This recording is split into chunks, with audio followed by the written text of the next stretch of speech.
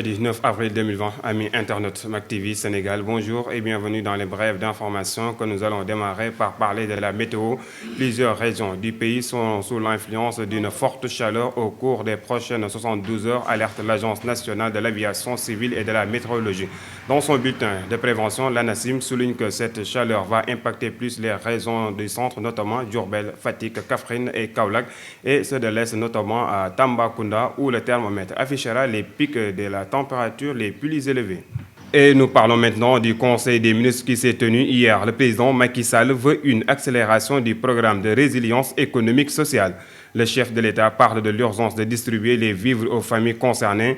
Il demande à cet effet au ministre du Développement communautaire d'impliquer les forces de défense et de sécurité dans le déploiement de l'aide alimentaire.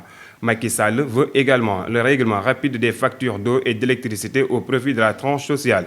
Le président de la République a aussi lancé l'appel de Dakar pour une stratégie d'annulation de la dette des pays africains.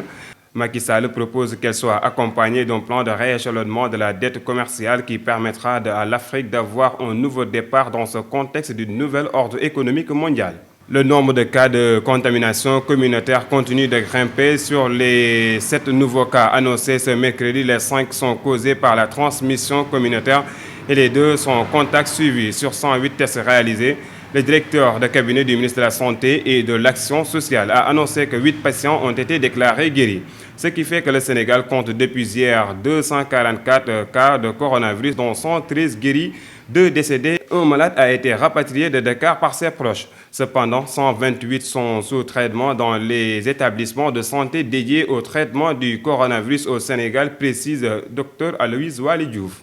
Et parlons maintenant de l'affaire de Iba Thiam. Dame Amar et ses co-accusés ont passé la nuit d'hier à la caverne du tribunal de Dakar. Selon les informations de Libération, les mises en cause dans l'affaire Iba Thiam, morte d'une overdose lors d'une soirée privée dans un appartement aux Almadies, ont bénéficié d'un retour au paquet. Et suite aux nouvelles mesures d'hygiène prises par l'administration pénitentiaire depuis l'apparition du coronavirus au Sénégal, ils ont été maintenus dans la caverne du palais de justice. La bande est poursuivie pour association de malfaiteurs, usage de drogue, non-assistance à une personne en danger et violation de la loi sur le couvre-feu.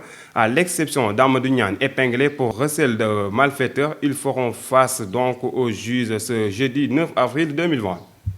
Et nous terminons par la triste nouvelle des Sénégalais établis au Brésil.